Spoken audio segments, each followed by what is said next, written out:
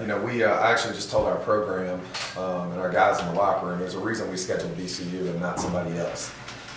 Coach Rhodes, one, has been really good to me over the years. We've actually got Travis Wallace on our staff, who was here at VCU, very close with Jeremy Ballard. Coach Wade's been a good friend, so I've got a lot of VCU ties as far as in the business. And this has been a program that, one, I've always really respected, but it's also a program we're trying to emulate. And I told our guys that, I said, look up there and see, the NCAA tournament banners. What was the first one you saw? Well, of course, they hadn't looked at any of them, but I did. And it said 1980 was the first one that I saw. So I explained to them, I said, hey, we started building our program 9 years ago when Coach Enfield and I got here. And we've been very fortunate to be successful in my time there. I said, but we've been doing this for 9 years. They've been doing it for 40 years. And I said, there's a reason that their program is what it is. And VCU is a program that we're trying to emulate, not just in the way that they conduct business, but the way that they play on the court with their toughness, with their competitiveness.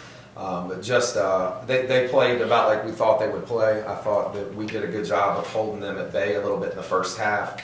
And then once they jumped on a big run, we just never could cut back into it. I thought we did a good job there towards the end, and probably could have kept it a little closer to 20, but we've got games coming up, and I did not want starters getting hurt, and we've got some young guys that need to get some minutes. But hats off to Coach Rhodes and his staff. I've got a tremendous amount of respect for him and the VCU program.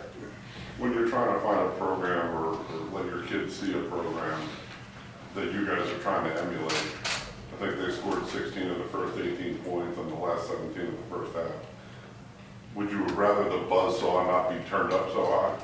No, and I actually shared this with our guys. I don't remember the exact score, but 6 years ago we came in this building and lost about by 30 and ended up in the Sweet 16.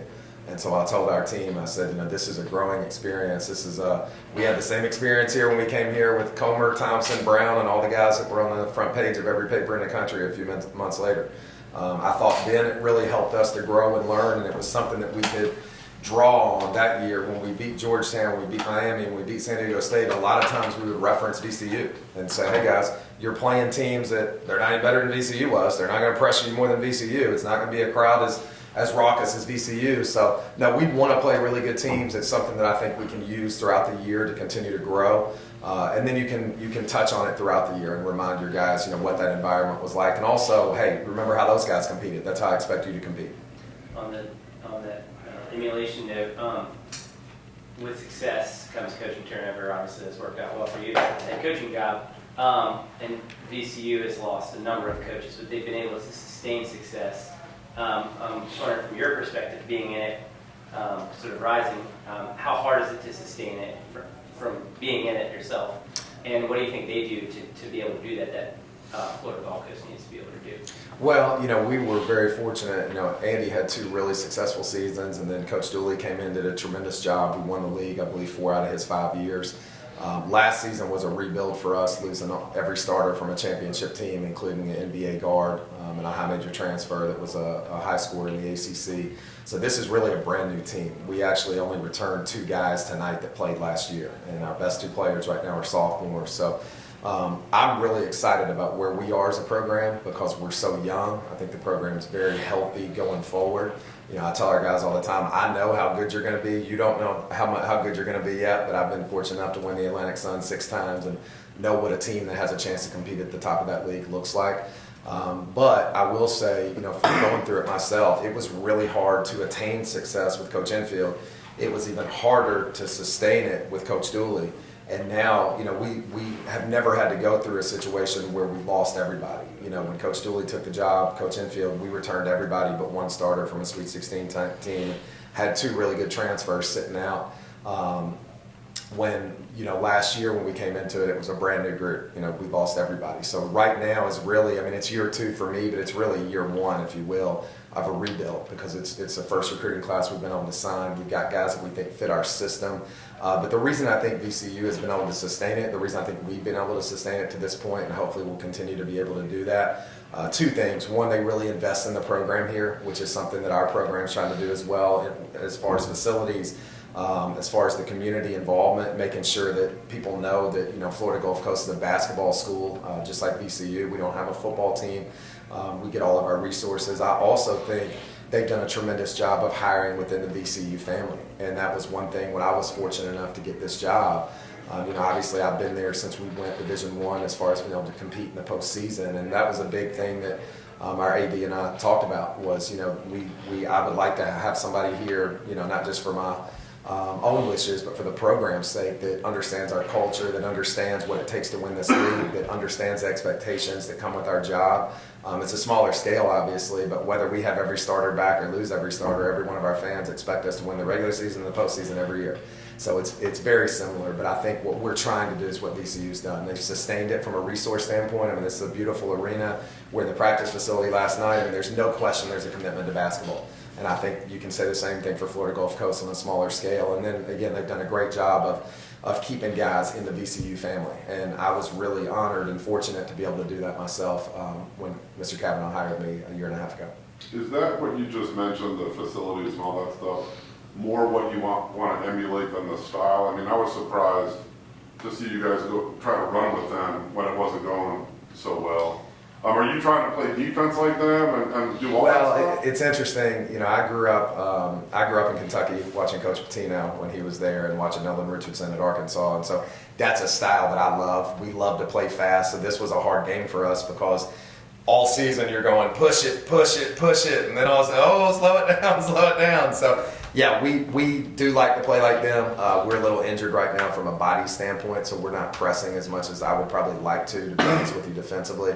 As you saw, though, anytime we get a rebound, we want to push it. I don't care who we're playing. We want to push on misses at all times.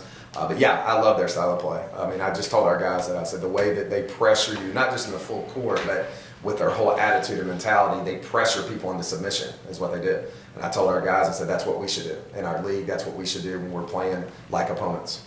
How much of your 27 turnovers was your youth, and how much of it was their excellence at that game? Yeah, well, obviously, that's what they do. I think they do it better than anybody in the country and have for a long time. So obviously, credit them. Unfortunately, right now, we're also a really high turnover team. As you saw, there were plenty of turnovers tonight that, not that they weren't doing a good job, but we just threw the ball around, which if you watch our film, that's what it's been a lot of nights. The close games that we've lost, that's really what's been our Achilles heel, has been turnovers. So obviously coming into this game, I wasn't extremely excited about their style of play with what we're struggling with. But obviously they turned us over in the press some and even just being high up the floor.